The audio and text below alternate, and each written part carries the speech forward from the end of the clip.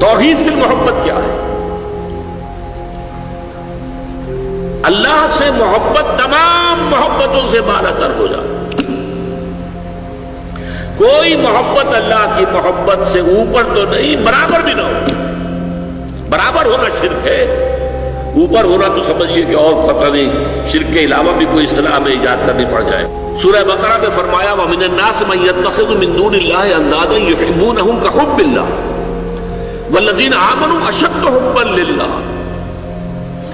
لوگوں میں سے کچھ ایسے بھی ہیں جو اللہ کے سوا کچھ ہستیوں کو محبوب بنا لیتے ہیں، اللہ کا مد مقابل بنا کر ان سے وہ محبت کرنے لگتے ہیں جو اللہ سے کرنی چاہیے تھی. وَالَّذِينَ آمَنُوا أَشَدُّ حُبًّا لِلَّهِ. اور جو واقعتاً اہل ایمان ہے وہ شدید ترین محبت کرتے ہیں اللہ کے ساتھ. تو قرآن یہ نہیں کہتا کہ آپ والدین سے محبت نہ کریں، کرو، لیکن والدین کی محبت اللہ کی محبت کے برابر نہ ہو جائے، اس سے بڑھ نہ جائے. اولاد سے محبت کرو، اولاد کی محبت اللہ کی محبت سے بڑھ نہ جائے. دیکھیے یہ محبتوں کا امتحان ابراہیم سے اللہ نے کیسے کیسے لیا تھا. وَإِذِ ابْتَلَىٰ إِبْرَاهِيمَ رَبُّهُ بِكَلِمَاتٍ فَأَتَمَّهُنَّ قَالَ إِنِّي جَاعِلُكَ لِلنَّاسِ إِمَامًا. کیسے کیسے امتحانوں میں سے پاس ہونے کے بعد پھر وہ مرحلہ آیا کہ اللہ نے فرمایا ابراہیم میں تمہیں تمام نوع انسانی کا امام بناتا ہوں. والدین کو چھوڑا اللہ کے لیے، گھر بار چھوڑا اللہ کے لیے، بادشاہ کے دربار میں آنکھوں میں آنکھیں ڈال کر مناظرہ کیا کہ نہیں کیا؟ بادشاہ جو ہے وہ مرعوب نہیں کر سکا.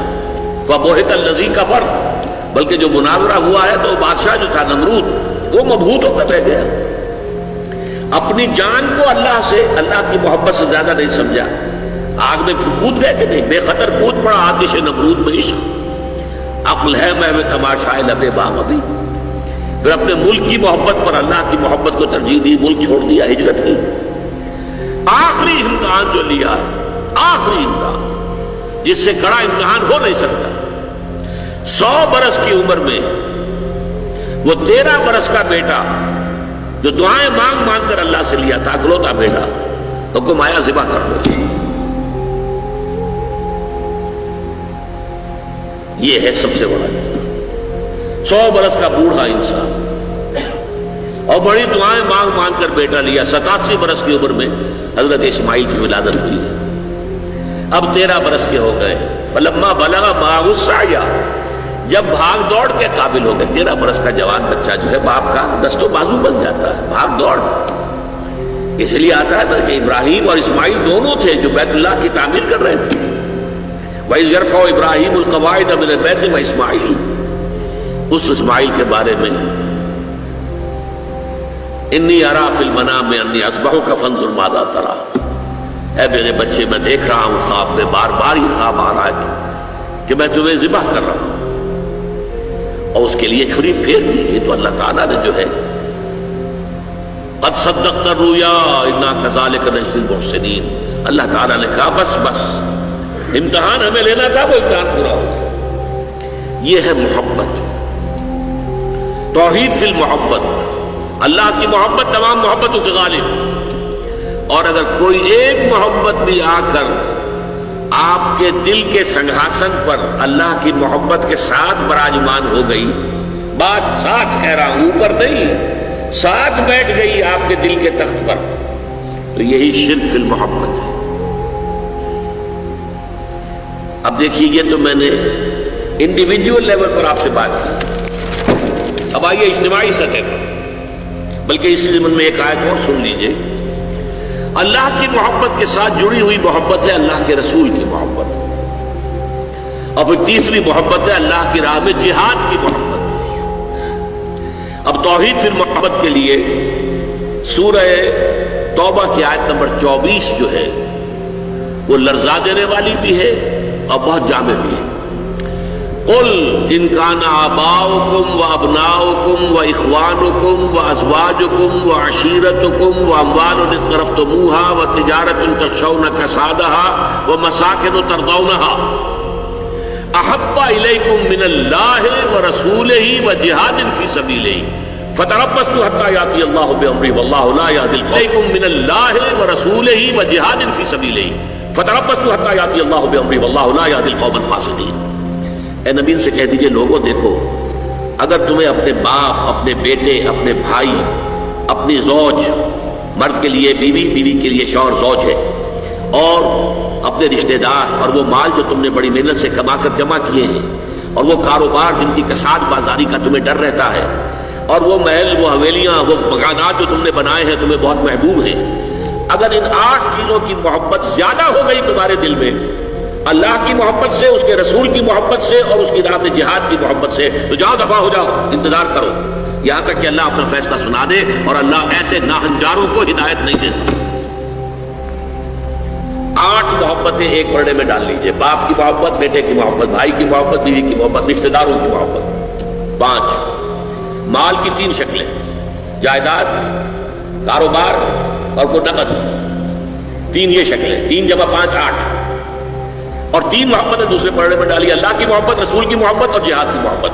اب اگر یہ پلڑا بھاری ہے 8 والا تو جاؤ دفع ہو جاؤ، تمہارا اللہ سے کیا سروکار، اللہ ایسے ناہنجاروں کو ہدایت نہیں دیتا۔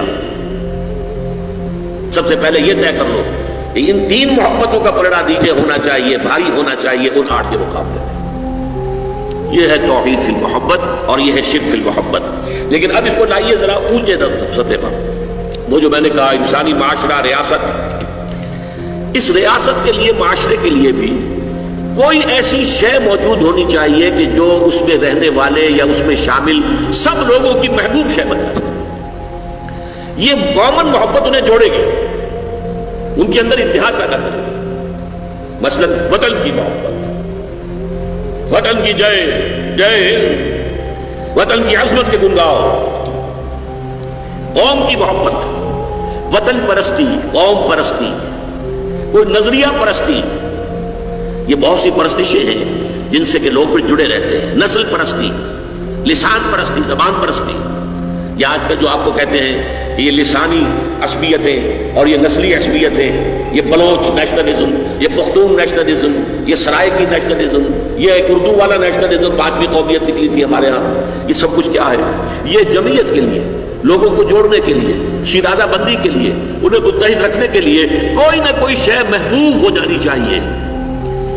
اس اعتبار سے اس دور کا سب سے بڑا شرک وطن پرستی۔ لیکن پھر دیکھیے، میں بات آپ سے عرض کر رہا ہوں، علماء کرام اس کو نہیں پہچان پائے، اس کو پہچانا ہے تو علامہ اقبال نے پہچانا۔